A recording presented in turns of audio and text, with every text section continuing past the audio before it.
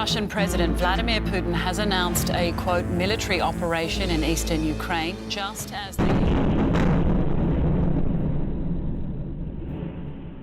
World war 1 का आगाज हो चुका था।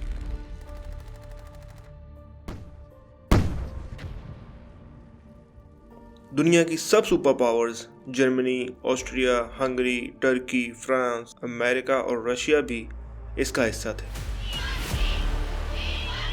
लेकिन रशिया के लोग इस जंग का हिस्सा नहीं बनना चाहते थे।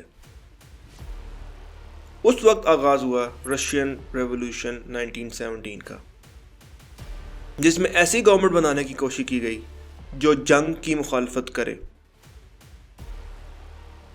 इस रेवोल्यूशन में व्लादिमीर लेनिन, जिन्हें एलियस लेनिन भी कहा जाता है, उन्होंने निकोलस II का तख्ता उलट दिया।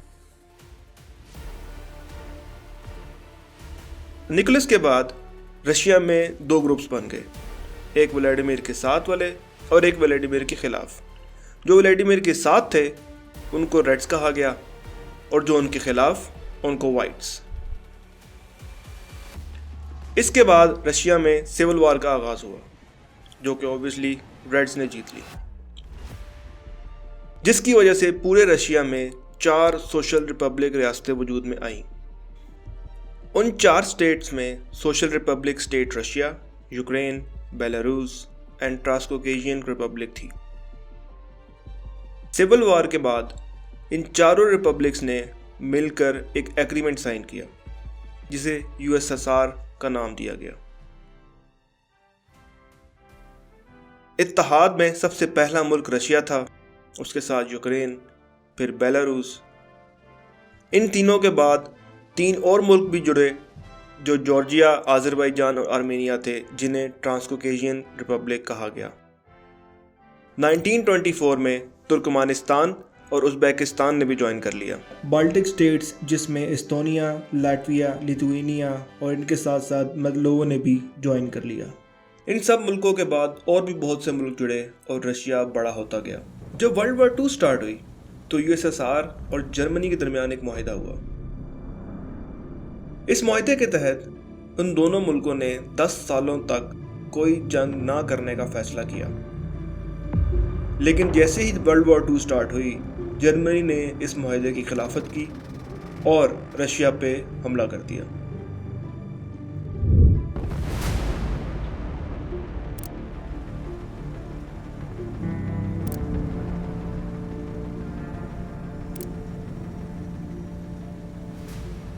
जैसे ही जर्मनी ने मुआहिदे की खिलाफत की, USSR ने अपने इत्तेहादी जमा कर लिए और जर्मनी को हरा दिया। उन इत्तेहादियों में अमेरिका और कनाडा भी शामिल थे। जर्मनी के हारने के बाद और वर्ल्ड वॉर 2 ख़त्म होने के बाद 2 सुपर पावर्स सामने आई, एक USSR और एक अमेरिका। उन दोनों की सोचों में बहुत फ़र्क था, लेकिन दोनों ही दुनिया पर हुकूमत करना चाहते थे। अमेरिका एक लिबरल डेमोक्रेटिक निज़ाम था, जबकि USSR एक कम्युनिस्ट निज़ाम था। अमेरिका हरगिज़ नहीं चाहता था कि दुनिया में कम्युनिस्ट जैसी रियासतों का फैलाव बढ़े, लिहाजा इन 2 सुपर पावर्स के दरमियान सर्द जंग का आगाज़ हुआ।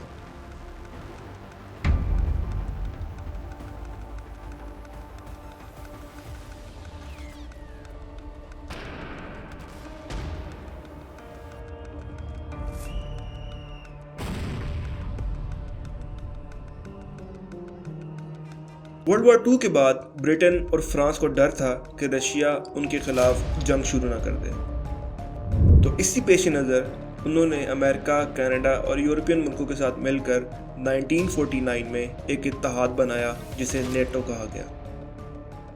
नेटो का मकसद सिर्फ और सिर्फ सोवियत यूनियन के खिलाफ खड़ा होना था, ताकि कम्युनिज्म दुनिया में ना फैल सके। नेटो के बनने के बाद USSR ने भी 7 यूरोपियन नेशंस के साथ मिलकर 1955 में वारसा बनाया। ये सिर्फ और सिर्फ दुनिया में ताकतों को बैलेंस करने के लिए किया गया। हालांकि रशिया और अमेरिका आपस में जंग नहीं कर रहे थे, लेकिन उनकी सर्द जंगें पूरी दुनिया में चल रही थीं, जिसके असरात हर जगह थे। इनकी जंग ज़मीन पर भी नहीं बल्कि स्पेस में भी शुरू हो चुकी थी, जब USSR ने सबसे पहला स्पेसशिप खला में भेजा तो अमेरिका ने पहला बंदा चांद पर उतार दिया। वर्ल्ड वॉर 2 के बाद यूएसएसआर इकोनॉमिकली काफ़ी कमज़ोर हो चुका था और उस वजह से उनकी ग्रोथ में काफ़ी कमी आ चुकी थी। खाने पीने की अशिया भी कम थी और बेरोज़गारी बहुत बढ़ती जा रही थी। यूएसएसआर की आर्मी बहुत बड़ी थी और बड़ी आर्मी इसका मतलब ज़्यादा खर्चे।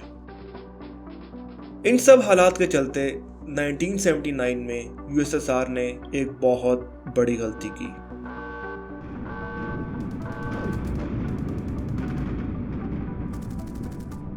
में अफगानिस्तान पे हमला कर दिया, जिसके बाद यूएसएसआर के हालात और भी ख़राब हुए और 1980 में इत्तेहादी मुल्कों ने आज़ादी की आवाज़ें उठाना शुरू कर दी और 1988 तक बाल्टिक स्टेट्स अलग हो गईं, फिर अज़रबैजान और करते करते तमाम रियासतें यूएसएसआर से अलग होना शुरू हो गईं। Mikhail Gorbachev's dreams of holding the Soviet Union together may have received a death blow today. यहाँ तक के 1991 में यूएसएसआर का मुकम्मल खात्मा हो In गया। Moscow, the hammer and sickle is lowered for the last time, and an era. लेकिन बात यहाँ ख़त्म नहीं हुई। यूएसएसआर टूटने के बाद बाल्टिक स्टेट्स जो पहले रशियन सोच की हामी थी, उन्होंने नेटो ज्वाइन कर लिया और आखिर में यूक्रेन ने भी नेटो में शामिल होने की ख्वाहिश जाहिर कर दी।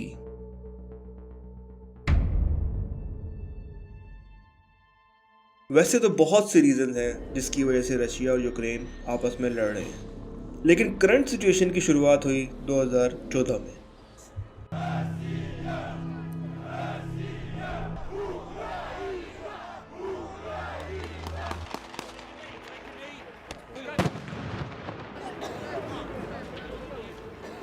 – 2014 में यूक्रेन की रियासत ऑटोनोमस रिपब्लिक ऑफ क्राइमिया पर रशिया कब्जा कर लेता है और उस कब्जे के बाद इकोनॉमिकली और स्ट्रेटेजिकली बहुत स्ट्रांग बन जाता है। क्राइमिया एक ऐसी स्टेट है जो ऑयल एक्सट्रैक्शन का हब है। यूक्रेन के एनर्जी मिनिस्टर्स के मुताबिक क्राइमिया के जाने के बाद यूक्रेन के 80% ऑयल एंड गैस रिजर्व्स कम हो चुके हैं, लेकिन क्राइमिया जिस पर रशिया ने कब्जा कर लिया है उसकी तरफ सारे का सारा साफ पानी यूक्रेन की तरफ से जाता है, जो कि यूक्रेन ने रोक लिया और अब ये रियासत मुश्किलात में आ गई।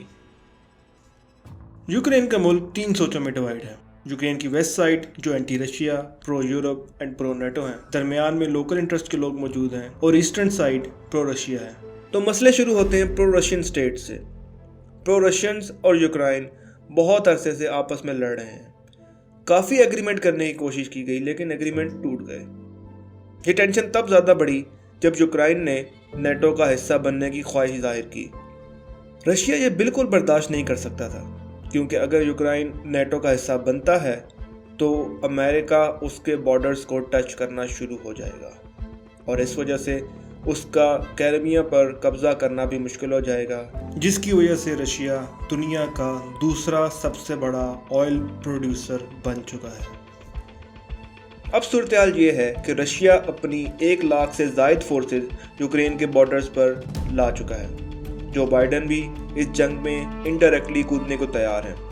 The United States will defend every inch of NATO territory with the full force of American power. लेकिन जब तक हम ये वीडियो पब्लिश कर रहे हैं, जंग शुरू हो चुकी है। अमेरिका में अफगानिस्तान की हार के बाद उस पर इकोनॉमिकली बहुत प्रेशर है। It is obvious to all of us that the war in Afghanistan did not end on the terms that we wanted, with the Taliban now in power in Kabul. Together with our allies, we're providing support to the Ukrainians in their fight for freedom. Joe Biden का कहना है कि अगर Russia हमला करेगा तो NATO के 30 मुल्क एक साथ यूक्रेन को डिफेंड करेंगे और रशिया पे ट्रेड पाबंदियां लगा देंगे। लेकिन अब बहुत देर हो चुकी है।